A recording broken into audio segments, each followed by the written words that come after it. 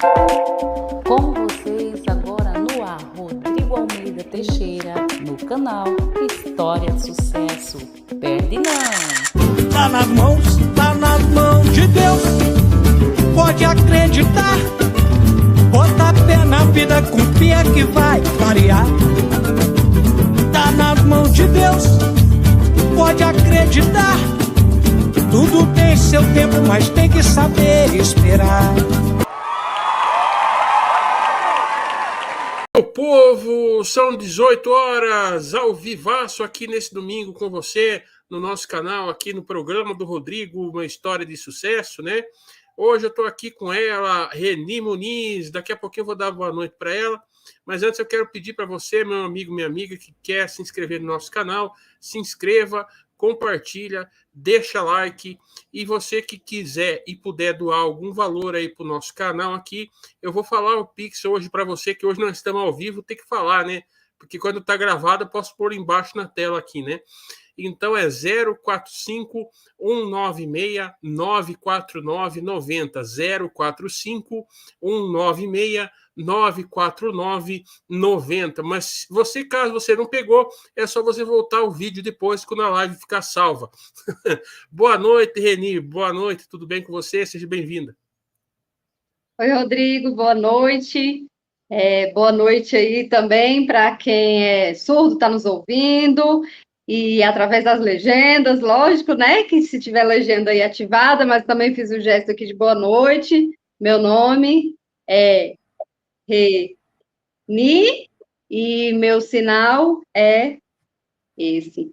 E eu sou uma mulher de pele parda, estou usando um vestido florido na cor azul, com flores beges, tenho cabelo preto, e está hoje em rabo de cavalo na altura dos ombros, o cabelo encaracolado. Então, boa noite para todos, é um prazer estar aqui com você, Rodrigo, e muito obrigada pelo convite.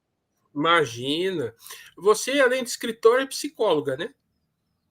Isso, eu sou psicóloga de formação, eu formei em 2012 e atuei em algumas frentes, atuei como psicóloga clínica, organizacional, social, e após a maternidade, em 2020 eu tive meu filho, foi na pandemia, no auge da pandemia, quando ele nasceu, ninguém visitou no hospital, porque ainda não tinha nem vacina, então eu fiquei muito em casa com ele, e me despertou esse desejo, tanto o retorno à leitura, como esse processo de começar a escrever mais textos. Acho que a mulher também fica mais sensível no puerpério, então eu comecei a escrever.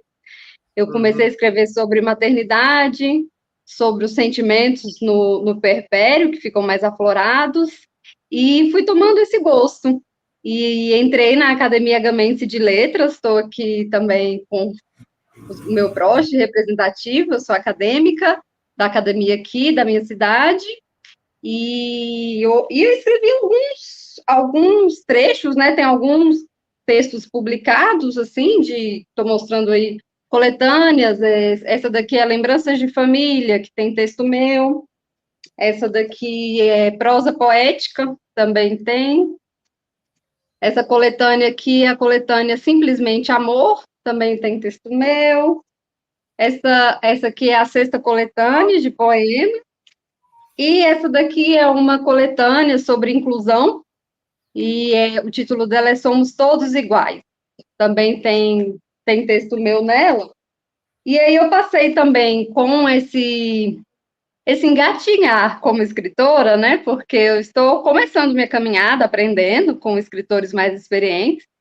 E eu tive a sorte de conhecer um cordelista que foi meu professor e mentor, e eu conheci também através da academia, e comecei a escrever cordéis também. Então, tenho alguns cordéis escritos, também estou engatinhando na arte de cordel, mas também me identifico muito. Mas foi a dona Arlene que te inspirou também, né? A começar nessa vida de escritora, não foi? A minha mãe escreve cordel também, e ela aprendeu com o mesmo professor que eu, que é da Academia Gamense de Letras também, o Goari. Então, ele foi no nosso programa, vai passar essa semana, hein, o pessoal ver. Você conversou com ele, né? É. Uhum. Sim, aí ele foi nosso professor e mestre cordelista, então ele nos inspirou, ele que nos trouxe um pouquinho dessa cultura. A gente, lógico, já conhecia o que era cordel, mas a questão das regras, das métricas, ele foi ensinando a gente a fazer. E aí eu também, aproveitando... E a questão dos livros infantis, como é que você trabalha com eles? Então, aí como mãe, eu comecei a ler bastante sobre essas questões literárias do mundo infantil, porque eu tenho uma memória afetiva em relação à minha infância, que meu pai, sempre quando ele viajava, o que ele trazia de presente para a gente era um livro. E quando a gente também estava de férias, ia passear em shopping, nosso foco nunca foi numa loja de brinquedo. Ele sempre levava a gente em uma livraria e falava, escolhe um livro para você. Então, a gente demorava ali, eu com os meus irmãos, meu pai, a gente demorava, passava tempo na livraria, escolhendo qual seria o melhor livro para levar, porque ele falava, escolhe um, então era um. Então, a gente já passava aquele tempo ali curtindo e pesquisando qual seria o livro ideal, e eu tenho boas memórias sobre isso. Mas eu acho também que eu comecei a ler tarde, nesse sentido de ter essa paixão pela literatura, eu sinto às vezes que eu perdi tempo. E aí eu fui pensar como não fazer isso com o meu filho, porque eu tinha acabado de ser mãe, e comecei a estudar um pouquinho mais sobre isso, e não era um campo conhecido para mim, mas eu me deparei com muita literatura sobre isso, com muitos livros bons sobre leitura em voz alta, que é o LVA. E alguns livros, né? Eu até ganhei esse livrinho aqui, que é Ler com Bebês e Crianças. Aí eu também pesquisei alguns cursos, eu fiz um curso gratuito pelo Itaú Social sobre ler para bebês também, que foi muito interessante, me inspirou. E comecei a seguir pessoas também que eram especialistas nesse assunto para que eu me inspirasse a fazer o mesmo. E aí, com o meu filho bem novo, ainda com meses, eu comecei a fazer as práticas de leitura em voz alta para ele e senti, assim, vi de perto como fez diferença.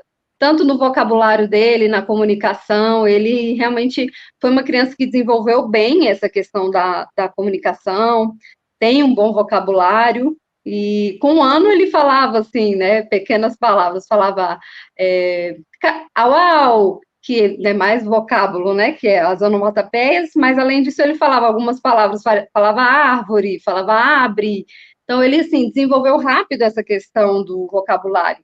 Mas, além disso, porque o livro é além disso, né, um objeto cultural, ele ajuda também na formação do vínculo da mãe com o bebê, do pai com o bebê, e ver esse processo, podendo ter um objeto de estudo tão perto, né, que foi o meu filho, me encantou. Então, hoje eu sou uma defensora da leitura em voz alta para crianças, porque é um universo, assim, que eu tive acesso na infância a livros, a bons livros, mas eu não sabia que, ainda assim, tinham tanta coisa, né? Eu não tive acesso, por exemplo, vou mostrar um gênero literário do mundo infantil, que são os livros-imagens. São livros que não têm texto. A narrativa dele, ele é só pela imagem. Então, esse livro aqui chamou Guarda-Chuva.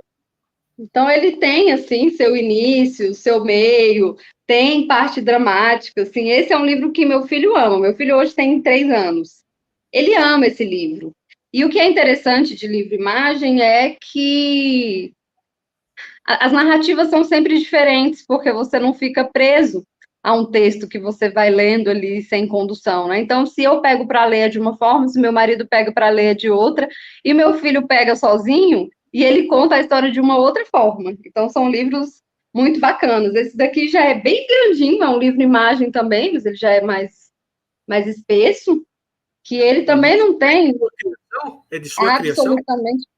Não, nenhum desses que eu estou mostrando agora são meus, são clássicos, né, da literatura Certo. infantil e da leitura em voz alta.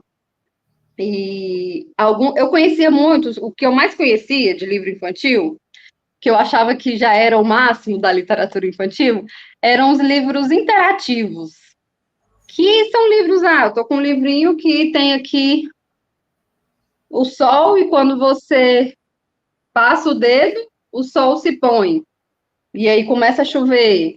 Então, são livros que a criança vai interagindo. Aqui, esse livro é sobre estações, então aqui é a estação do outono, quando as folhas caem. E ele é um livro também que possui abas. Então, o que eu conhecia, assim, de mais que eu achava que era o mais legal para a criança, eram esses livros interativos. Esse aqui é para aprender a dar nó. Esse daqui também é um livro informativo que ensina sobre o corpo humano, mas ele também trabalha com a questão das abas, né? E esses livros, eu tive muitos livros desse tipo, então era o que eu achava que era o melhor para a criança. E estudando mais sobre esse universo, foi que eu fui descobrindo também outros gêneros que são importantes para que a gente ofereça essa leitura para os bebês e crianças, porque já vai fazendo parte do repertório deles, tanto em questão de vocabulário, como um objeto de cultura mesmo, né? Eu, por exemplo, não li na minha infância, nem me lembro de terem lido para mim livros poéticos, livros com poesias. Então, esse aqui também é um clássico, ou Isto ou Aquilo, é um livro de Cecília Meirelles. Então, assim, ele é uma lindeza, e tem poemas curtinhos, assim, e outros mais longos, né? Então, a gente vai adaptando também ao que a criança dá conta, porque crianças mais novas dão conta de histórias menores, porque não tem ainda um poder de concentração tão grande, mas à medida também que elas vão sendo expostas à leitura, elas vão aumentando esse poder de concentração, né? Então, eu gosto também de livros bíblicos, então esse daqui é um livro da Palavra Sagrada, Poesia Encantada, então também são histórias bíblicas todas em poesia. Poesia na Varanda, então, é um livro também que eu leio para o meu filho. A Arca de Noé, de Vinícius de Moraes. Então, muitas vezes a gente conhece as músicas de Vinícius de Moraes e não conhecem as poesias, que são maravilhosas, assim, eu gosto demais. Então, até Era uma Casa Muito Engraçada, não tinha teto, não tinha nada. Eu achava que era só uma musiquinha, né? Mas ele escreveu para esse livro, depois que foi transformado num CD. Isso. E eu, com a minha pouca cultura, não sabia, Rodrigo. Eu fui descobrir isso estudando sobre para o meu filho, assim, para ofertar e oferecer para ele gêneros literários diferentes e mais ricos, né? Ele está gostando de ler livros, assim, você está incentivando? Como é que está sendo a aceitação dele, assim, quanto a isso? É interessante ver de perto, né? Porque a gente vê quando a gente vai ali na teoria, você incentiva a criança, então você vai ler, você vai trabalhar com a entonação, e às vezes você pensa que a criança não vai ter interesse, ou então que ela vai ficar ali agitada, sem prestar atenção, e não vai reter nada. E muitas vezes o meu filho não prestava atenção no comportamento, você olhava e pensava, não está prestando atenção. Mas ele foi crescendo, à medida que ele foi crescendo, ele foi também se comunicando comigo sobre os livros. Então, ele fazia perguntas sobre, ele parava, e quando ele não lembrava de alguma cena, ele vinha até mim para ver do que eu estava falando, aí eu olhava a figura, depois voltava a brincar com outra coisa. Mas ele é uma criança que ama livros. Livros e brinquedo, para ele, está no mesmo patamar, porque o livro é um objeto que ele brinca também, né? Então, hoje, assim, o que ele mais gosta de fazer com a gente é chamar para brincar e chamar para ler livro. Então, às vezes, o pai dele está saindo para trabalhar, ele, pai, só mais um livrinho, lê uma historinha para mim, assim, que a gente percebe que ele realmente tem prazer em ler. Não foi uma coisa forçada, né, nem que precisou de um grande esforço. A gente simplesmente senta e se disponibiliza a ler para ele, né? Tem até um livrinho aqui que é considerado um livro-objeto. Esse aqui é um livrinho, título. Eu vou ler junto esse, só para mostrar como que é o estilo de um livro-objeto. Sim. Então, o burrinho pergunta para o macaco, O que é isso? É para morder? Não. É para usar na cabeça? Não. É para mandar e-mail? Não. É para fazer quá, quá, quá, quá? Não. É para voar? Não. É para cavalgar? Não. É para construir? Não. É para telefonar? Alô? Não. É para dormir? Não. É um livro, bobinho. Então, esse é um livro que a gente brinca enquanto lê. Então, tudo que foi falando no livro, eu fui fazendo gesto ou fazendo o objeto, o próprio objeto que contava na história, com o livrinho. Uhum. Então, é um livrinho, assim, que meu filho gosta muito. Eu também não conheci esse gênero literário, porque eu nunca li ou não tinha prestado atenção. E hoje eu percebo o quanto que, para o meu filho, é um brinquedo. Ele tem, assim, a mesma concepção. Ele não faz acepção entre um brinquedo e um livro. Se eu chamar ele para ler um livrinho, é uma coisa que ele nunca recusa. Ele nunca recusa uma boa história. Porque tem já esse costume, né? Uhum. E o que você escreveu, assim, no gênero infantil?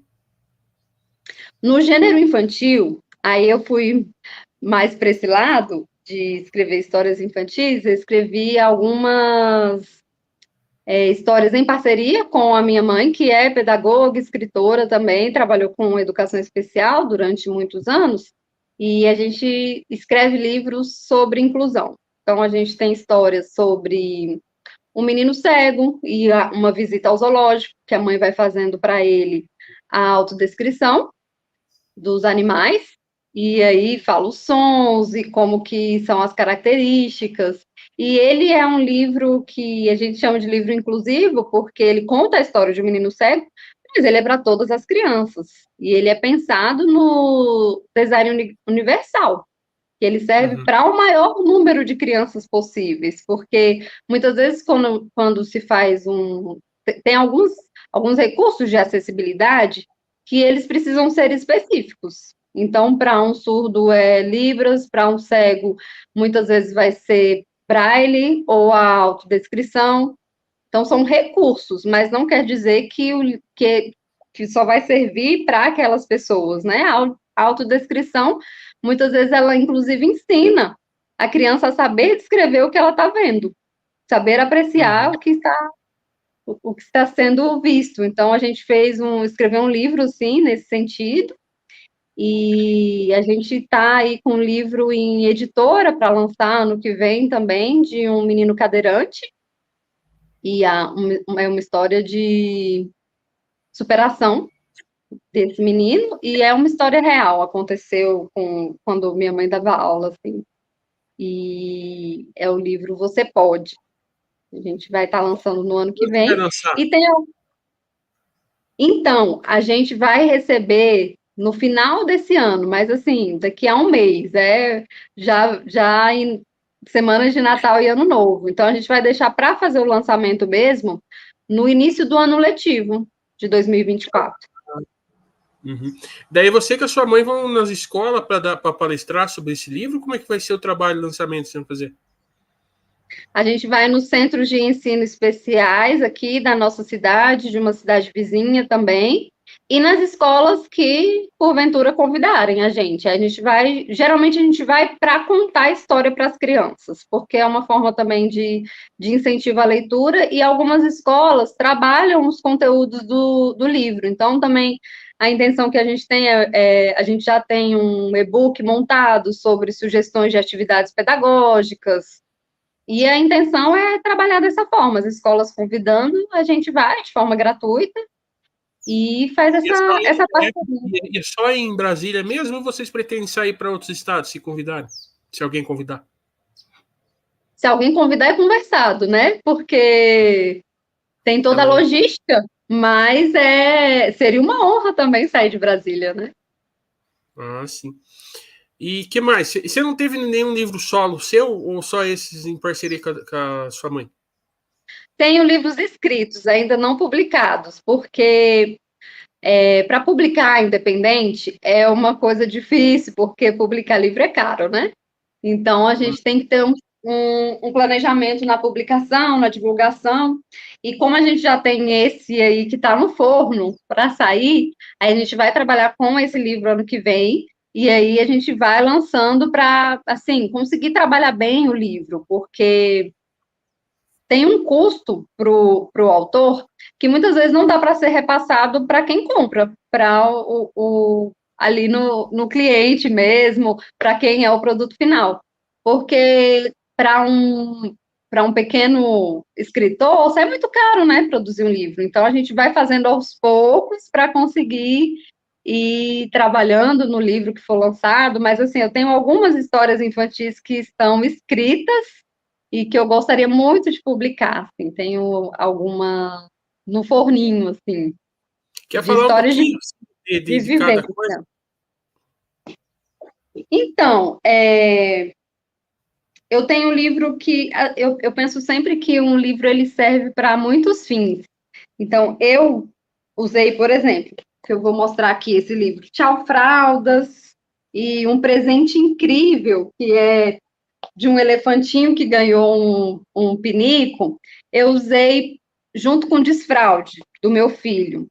E foi importante usar o livro, porque nos dois livros, um era um menininho que ganhava o piniquinho, no outro é o elefante que ganhava o piniquinho. Cada um tem uma abordagem diferente, mas os dois serviram ao mesmo fim.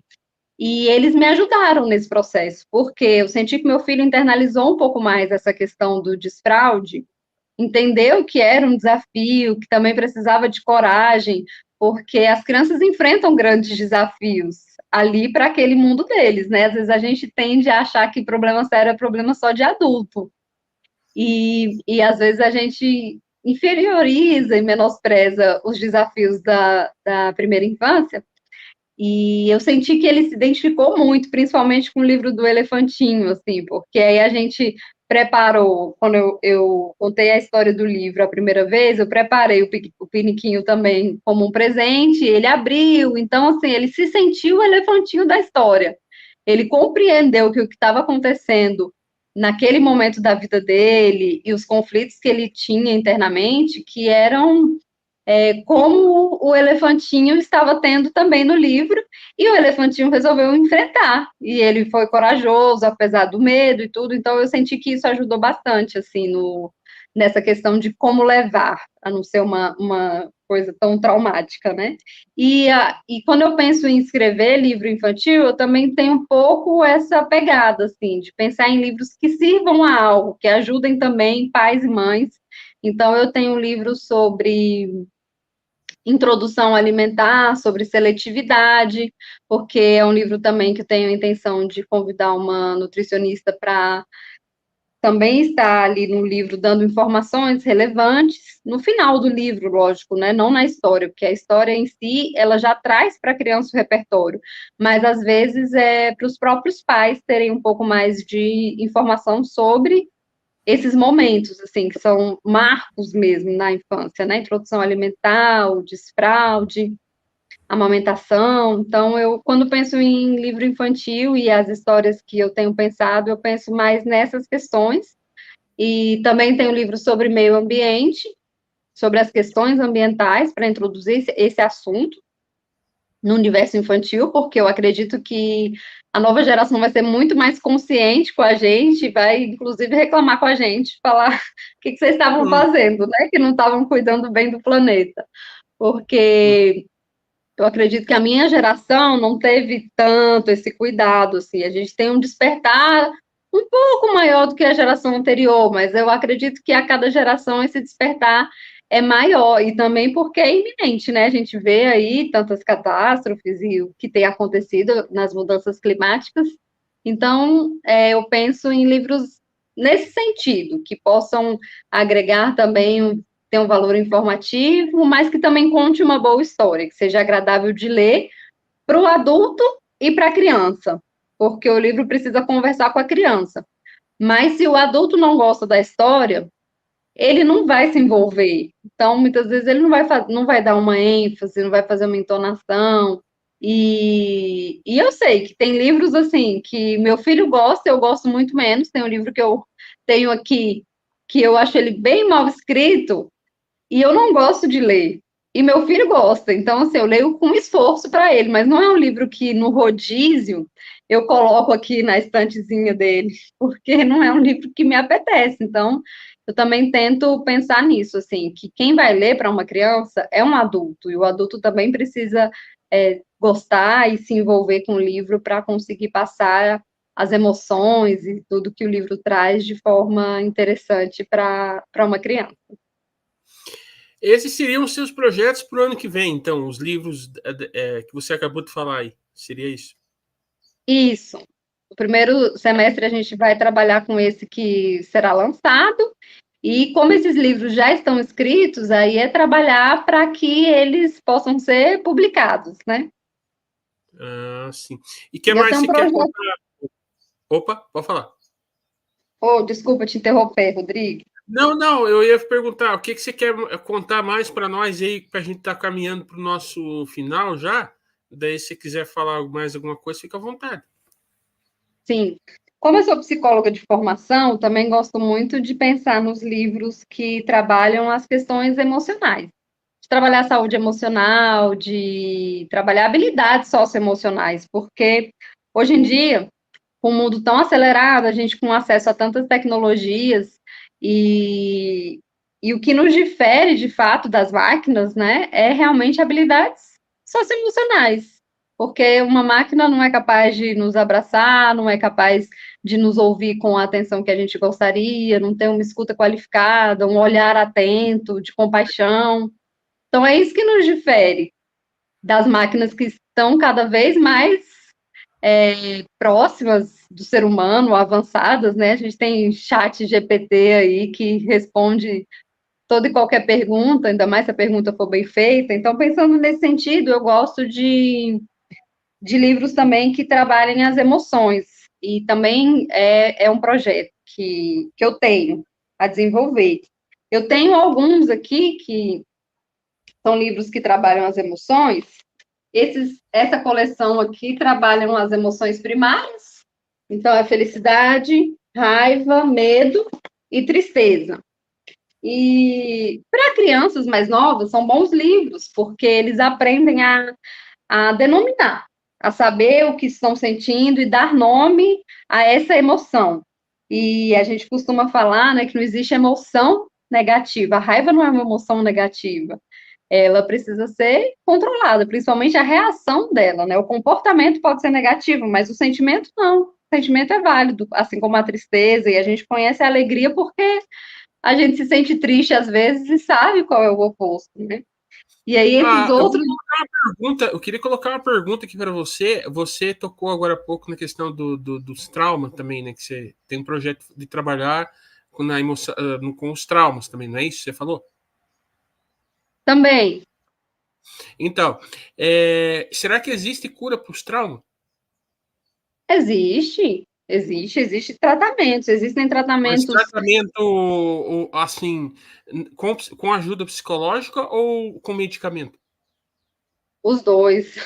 O medicamento, muitas vezes, ele ajuda quando se tem uma situação de risco à própria vida, é importante. Quando se tem uma situação de estresse, de ansiedade, de depressão, que atrapalha o seu dia a dia, então é interessantíssimo entrar com medicamento, porque o medicamento dá um suporte. Porque a terapia em si, ela é um processo mais lento. Então, se você está assim, não, está de licença no trabalho, está a ponto de sentir que vai explodir, entrar numa crise, então o medicamento ele dá uma segurada nisso. Então, a gente, assim, toma medicamento para um problema do coração, porque toma um medicamento para dor, então a gente toma medicamento também para a saúde mental, que isso é muito importante. E, em paralelo, a gente procura ajuda psicológica, que essa, como é um processo, ela é um pouco mais lenta. Então, ela não é milagrosa, né? Que você vai em uma sessão e vai sair curado de todos os seus traumas. Não tem como, né? Não existe isso. Nós somos seres humanos e a nossa mente, a nossa concepção, nossa visão de mundo e de homem, ela é formada ao longo de vários anos, né? Não vai ser uma sessão de meia hora que vai resolver todos os nossos problemas. Não, Mas em concordo. paralelo, né? Mas existem técnicas, existe a terapia EMDR, que ela é da psicologia, ela é focada em traumas. Então, citando traumas, é uma das coisas que se tem hoje, mas existem, assim, bons psicólogos, eles também sabem conduzir para que você ressignifique, não vai mudar o que aconteceu, porque isso não é possível, mas você tem formas de enxergar que podem ser diferenciadas e que nos ajudam também a entender nossos ciclos, as nossas repetições, por que aquilo aconteceu ou de que forma eu vou reagir, e não buscar repetir os mesmos ciclos traumáticos, muitas vezes. Tá certo. Mas, enfim, hoje eu sou uma Você prestou psicóloga muito mais... atendimento? Você prestava muito atendimento na pandemia, assim, com relação ao trauma, medo, essas coisas assim? Não, na pandemia eu não atendi, Rodrigo, porque eu estava grávida logo no início da pandemia e engravidei um pouquinho antes. Quando estourou, assim, a pandemia mesmo, que teve o lockdown, eu estava com 3 meses de gestação. Então, quando meu filho nasceu, não tinha vacina ainda. E aí eu estava em casa com ele, mas eu não estava atendendo, porque eu estava com um recém-nascido em casa. E o meu marido, ele voltou logo a trabalhar. Ele ficou um tempinho comigo, mas ele voltou a trabalhar presencial. Então, eu ficava sozinha com o neném o dia todo. Aí eu realmente parei de atender porque não tinha a mínima condição de estar com o bebê em casa sozinha e atender, né? Porque realmente você Ah, precisa ter é foco complicado. total, né? No atendimento. Mas, assim, de fato, tiveram muitas consequências psicológicas a pandemia. Foi um, foi um surto coletivo, né? Porque foi uma situação inesperada e que deixou a gente, assim, tiveram muitos casamentos desfeitos, porque a convivência foi muito intensa, né? Pessoas... Caso de suicídio também teve bastante, que eu acompanhei os noticiários, eu até nem ouvia muito noticiário durante a pandemia, né? Porque eu estava tão ocupado com o programa aqui, que eu nem... Porque você ouvir noticiário assim, a tua emoção fica lá para baixo. Eu tô falando no meu caso, né? Tipo, eu... Sim, mas isso foi até uma recomendação, porque você vê, né? Se você assiste um jornal em qualquer Graças tempo, a Deus, assim, ó, eu saí da minha tristeza que eu me encontrava durante a pandemia com esse projeto meu que nós estamos fazendo aqui. Graças a ele.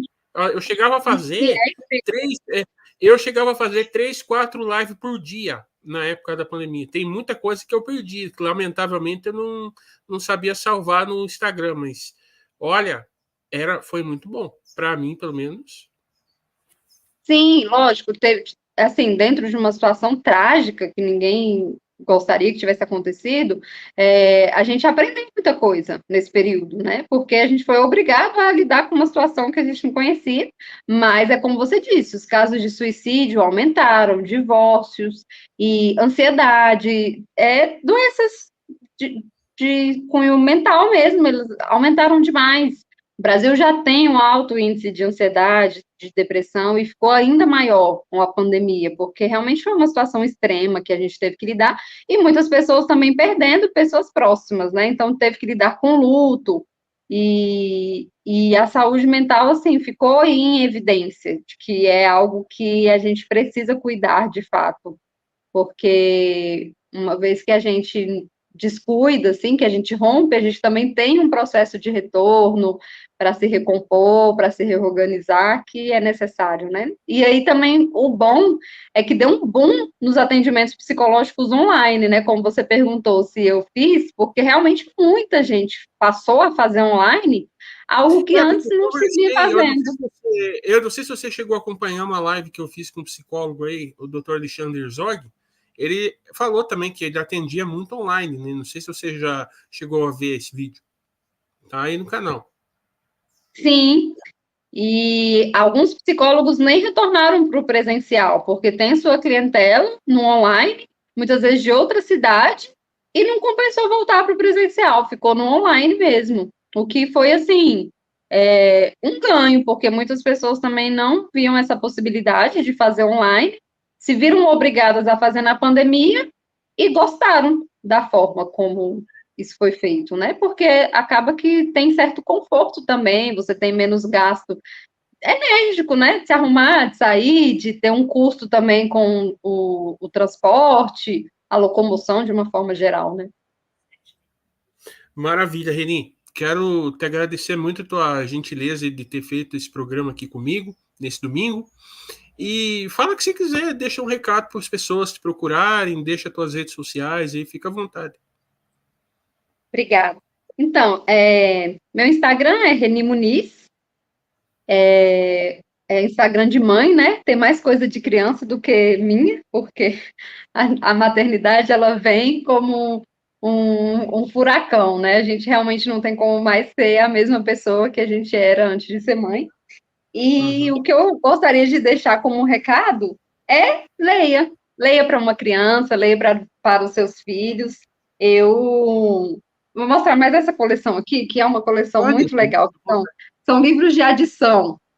Ele tem esse aqui, Baleia na Banheira, Muito Cansado e Bem Acordado, bem lá no alto. E cada vez vai adicionando um ponto à história. Esse aqui é o preferido do meu filho, que fala que o urso está com fome. Que delícia! Um bolo. Mas o bolo está bem no alto e o urso está bem lá embaixo. Chega o porquinho. E aí cada vez vai chegando o animal. Chega o cachorro. Chega o coelho. E ele é muito bacana, porque a criança ela vai acostumando com a leitura e ela já espera o próximo animal vir. Então, meu filho já decorou assim um pouco da sequência de quem chega. Então, assim, é muito gostoso, né? Ver quando as crianças já estão apegadas à leitura e ver como elas compreendem o mundo e os conflitos internos que elas têm, as emoções que elas sentem. É muito gostoso de acompanhar. E a comunicação, por si só, ela é muito rica com a criança, mas ela não é tudo. Ela acaba sendo fraca em termos de vocabulário, né? Então, a gente tem na leitura essa possibilidade de oferecer um mundo mais amplo. E a criança tem até, assim, ela consegue ter repertório visual de coisas, às vezes, que ela não conhece. Ela nunca foi numa floresta, mas ela já escutou uma história sobre floresta, que descreveu como é a floresta, quando ela ouve a palavra floresta, ela tem uma referência que ela busca, né? Então, isso, assim, trabalhar a imaginação, a criatividade da criança, assim, você vê ela refletindo, pensando, adequando em outro contexto, é realmente muito benéfico para a criança e é recompensador para quem se dedica a isso, né? Num mundo com tantas telas, com tanta distração, que nem sempre fazem bem, pelo contrário, né? Muitas vezes fazem tão mal para as nossas crianças, nossos adolescentes, aumenta o índice de ansiedade. O negócio é esses desenhos, né? Muito violento para criançadinha pequena, né? É um incentivo à violência, né? Soco, armas. Também, a gente não tem muitos materiais seguros assim, não, né? A internet está aí, tem de tudo, e as crianças, elas não têm esse discernimento para escolher o que é melhor para elas nessa idade, elas estão em idade de amadurecimento. E nós pais temos essa responsabilidade, esse dever. Então, o incentivo da leitura, ele não tem idade para começar, nem para terminar. Porque na vida intrauterina, você já pode ler para uma criança, porque o bebê já está ali, por volta dos 4 meses, ela já tem essa percepção auditiva, e você pode ir falando e contando, ela já se familiariza com a voz humana, então, tanto é que reconhece muitas vezes, né, as vozes que ela mais ouvia ali, e não é algo para a gente esperar a criança estar alfabetizada para começar, é algo para começar para já, né? Se você tem um filho de 1, 2, 3, 4, 5, 8 anos, ou, não comecei ainda, comece, leia para uma criança, e é algo que é um assunto que não há muitas divergências, porque às vezes você tem, não, mas tem um ponto de vista, ou tem um teórico que fala isso, um autor que fala aquilo, e nesse ponto é quase uma unanimidade. Ler para uma criança só tem benefícios. Então, você aumenta o vínculo também com a criança, então, se você é professora também, a criança consegue ter um poder de concentração maior também nesse mundo de distrações, né, porque muitas vezes, a gente mesmo como adulto se distrai muito com redes sociais, está sempre ali esperando um novo estímulo, uma nova notificação, e a gente vai perdendo esse poder de concentração. E os estudos dizem que o QI da nova geração é menor do que a dos pais, então é a primeira geração que vai ter um QI menor do que a geração anterior. E isso é muito perigoso, é um custo alto, você vai ter um custo alto para a humanidade. Então, se você puder, vá na contramão disso daí e lê para uma criança. Maravilha. Você quer indicar alguém para um programa futuro? Rodrigo, eu vou indicar, vou mandar para você no seu particular, que eu vou confirmar com a pessoa se ela está com coragem. Mas você quer registrar o nome da pessoa aqui ou quer que eu diga depois? Depois, eu vou ver se a pessoa está corajosa, porque às vezes em frente às câmeras a gente dá uma travada, né? Então tá bom. Eu vou me despedir então das pessoas e agradecendo mais uma vez pela gentileza e obrigado, tá? Imagina, Rodrigo, eu que agradeço essa oportunidade, esse convite. E o Rodrigo falou no início do Pix, olha, o Rodrigo, assim, tem um trabalho admirável, eu admiro muito ele como pessoa, como profissional. E, assim, é uma satisfação estar aqui com ele, porque é uma pessoa que eu quero bem demais. A gente nos conhece pessoalmente, né? Se conhece só de longe, à distância. E quando ele fala do Pix, é uma contribuição. Se você puder contribuir, está chegando aí final de ano. Se você puder contribuir com o trabalho dele, com a vida dele, fica aí já essa dica de generosidade. 045-196-949-90. Esse é o nosso Pix, meu povo. Tchau. Clicável programa, clicável cancelar, clicável reino, clicável pausar, clicável terminar.